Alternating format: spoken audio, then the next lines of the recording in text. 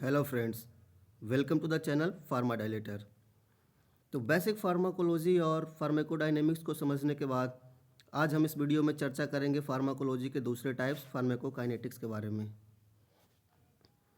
तो फार्माकोकाइनेटिक्स को समझने से पहले एक बार हम फार्माकोडायनेमिक्स को रिवाइज कर लेते हैं एक लाइन में कि फार्माकोडायनेमिक्स में क्या होता है। मैंने क्या बताया था कि जैसे फार्माकोडायनेमिक्स में डी आता है पहले, डायनेमिक्स डी, और पहले डिफिनेशन में भी ड्रग आता है। तो what does the drug do to the body, जिसमें ये समझा था हमने कि ड्रग हमारे बॉडी के साथ क्या करती है किसी भी डिजीज़ या डिसऑर्डर होने के बाद जब हम कोई ड्रग लेते हैं तो अब उसके दूसरे टाइप्स फार्माकोकाइनेटिक्स का मतलब इस वीडियो में हम समझेंगे।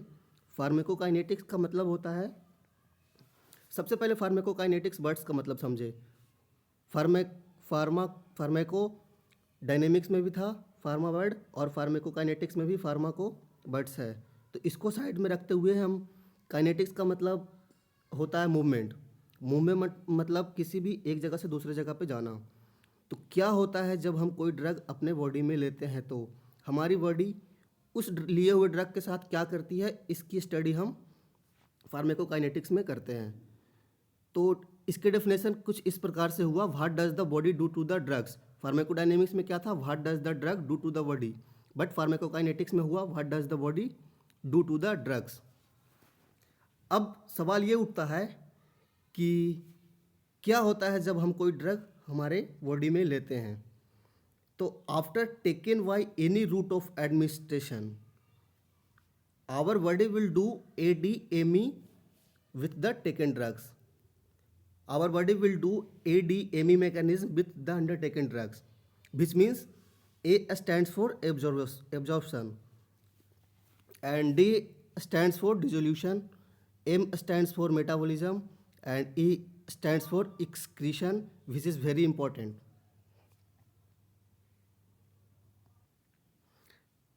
एब्जॉर्प्शन क्यों ज़रूरी है? एब्जॉर्प्शन का मतलब एक एग्जाम्पल के थ्रू समझते हैं कि जैसे कि हमें मिल्क पीना है और हमें उसका टेस्ट अच्छा नहीं लग रहा है, तो जाहिर सी बात है उसमें हम शुगर डालेंगे ताकि उसका टेस्ट चेंज हो सके।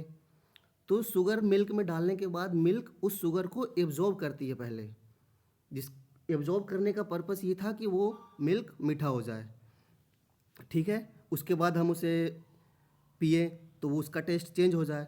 तो हमारा मेन पर्पस था कि शुगर ऐड करने का मिल्क में कि ताकि उसका टेस्ट चेंज हो सके। तो एब्जॉर्प्शन में कुछ इसी प्रकार होता है।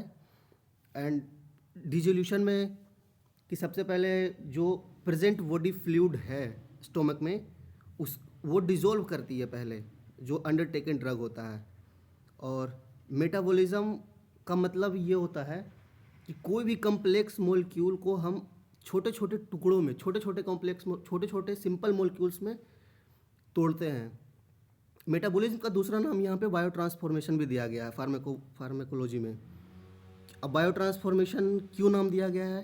ट्रांसफॉर्मेशन का मतलब ये हुआ एक फॉर्म से दूसरे फॉर्म में कन्वर्ट करना। एंड बायो यहाँ पे इसलिए लगाया क्योंकि ये सारी प्रोसेस किसी लिविंग ऑर्गेनिज्म के अंदर हो रही है, जैसे ह्यूमन, एनिमल। तो लिविंग ऑर्गेनिज्म के अंदर ये सारी प्रोसेस हो रही है, इसलिए इसे हम बायो ट्रांसफॉर्मेशन का नाम देते हैं। अब एक्सक्रेशन का मतलब तो आपको देख के ही पता चल रहा होगा, किसी चीज़ को बाहर करना। बाहर करने का मतलब ये हुआ कि जब हम कोई ड्रग लेते हैं तो उसके साथ हुआ क्या एट लास्ट में, क्या वो ड्रग हमारे बॉडी में ही रह गई, या जो भी उसका अनयूज्ड चीज पदार्थ है, अनयूज्ड जो बच जाता है, उसको बॉडी कैसे बाहर करती है। तो ये प्रोसेस एक्सक्रेशन के थ्रू उस ड्रग को बाहर करती है, तो इसे एक्सक्रेशन बोलते हैं। एक्सक्रेशन यहाँ पे बहुत इंपॉर्टेंट है। आप एक क्वेश्चन अपने आप से पूछिए कि क्या होगा अगर जो ड्रग हमने लिया वो वैसे ही हमारे बॉडी में एक्यूमुलेट हो गया। एक्यूमुलेट का मतलब कि हमारे बॉडी में रिमेन बच गया, एक्सक्रेट नहीं हुआ। तो एक्सक्रेशन बहुत ज़रूरी है, क्योंकि अगर वो बॉडी से बाहर नहीं निकलेगा तो वो हमारे बॉडी के लिए टॉक्सिक इफेक्ट शो करेगा, टॉक्सिक देगा, जो कि वेरी हार्मफुल है। Here you can also find the written statement that drug accumulation in the body is toxic. Drug जो हमारे बॉडी में अगर एक्यूमुलेट होता है तो वो बहुत टॉक्सिक है, इसलिए excretion is very important. And आप राइटिंग थोड़ा मेस्ड अप हो गया है लिखने में, आप इस पे मत जाइए, समझना ज़रूरी है। आप अपने तरीके से इसकी एक अच्छी सी नोट्स बना लीजिएगा। तो आगे बढ़ते हैं कि अब ये what if drug remain as such as in your body. तो जैसा कि मैंने आपको ऊपर बताया कि ये अगर हमारे बॉडी में जितने भी ड्रग लिए जा रहे हैं किसी भी डिजीज़ या डिसऑर्डर की वजह से, अगर वो एक्सक्रीट ही ना हो तो वो टॉक्सिक सब्सटेंस बन जाएगा और हमारे बॉडी के लिए हार्मफुल होगा। अब एक डायग्राम की मदद से हम समझेंगे कि ड्रग हमारे बॉडी में कैसे कैसे ट्रेवल करती है, कैसे कैसे अपना एक्शन शो करती है और अपने थेरापेटिक्स इफ़ेक्ट्स को अंजाम देती है। तो मान लीजिए कोई टैबलेट है जो कि ओरल रूट से दिया गया। Oral route in the sense of कि टैबलेट, जाहिर सी बात है, ओरल रूट मतलब मुंह के द्वारा हम कोई टैबलेट लेते हैं। देखिए, there are many different route types of route of drug administration. बहुत सारे टाइप्स होते हैं जिन जिन तरीक़ों से हम अपने अंदर लेते हैं। इसका वीडियो हम डिटेल में आपको बनाएंगे रूट ऑफ ड्रग एडमिनिस्ट्रेशन पे। तो पहले यहाँ पे समझें कि कोई भी ड्रग है टैबलेट के फॉर्म में, उसको ओरल रूट से लिए, वो ओरल रूट के थ्रू हमारे जीआईटी में गया।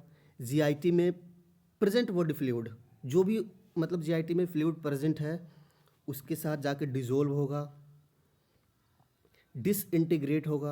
डिसइंटीग्रेशन का मतलब होता है किसी भी बड़े मोलिक्यूल को छोटे छोटे मोलिक्यूल में टूटना, डिसइंटीग्रेशन बोला जाता है।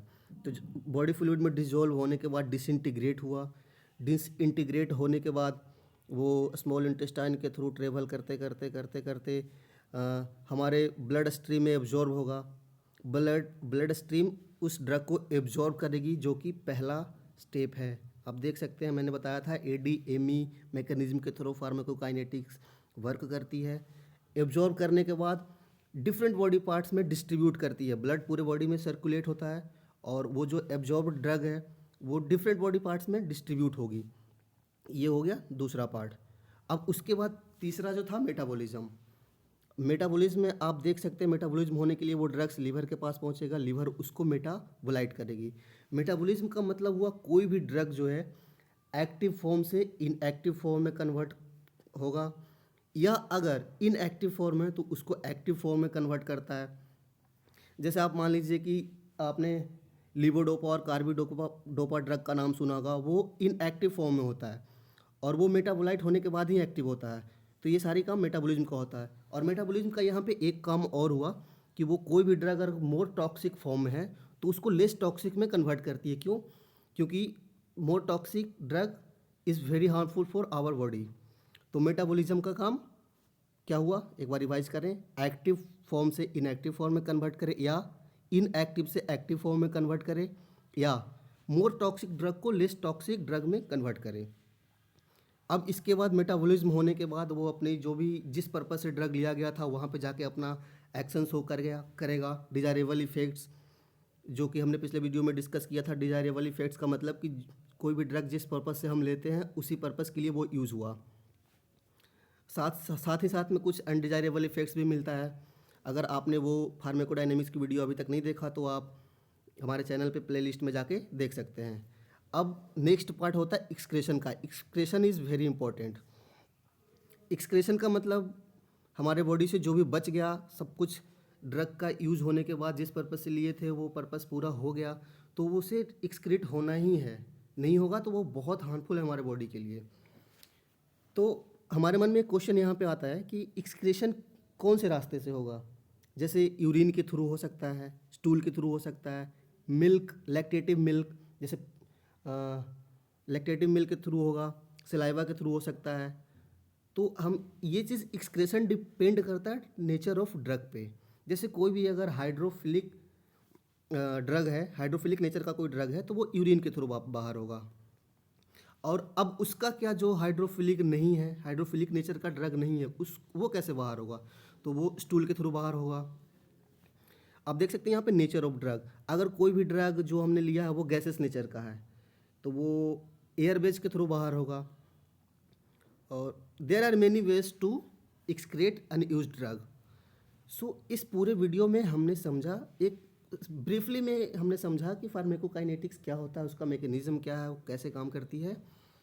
और अगर आपने अभी तक pharmacodynamics basic introduction to pharmacology नहीं देखा है तो आप हमारे चैनल पे जाके प्लेलिस्ट बना हुआ है, उसमें आप जाके देख सकते हैं। तो दोस्तों, इस वीडियो में इतना ही। आने वाले वीडियो में हम और भी अच्छी टॉपिक्स चर्चा करेंगे, पूरी फार्माकोलॉजी के सिलेबस कवर करेंगे। तो तब तक के लिए धन्यवाद। अगर आपको ये वीडियो अच्छा लगा तो आप अपने दोस्तों से शेयर करें और सब्सक्राइब कर देना।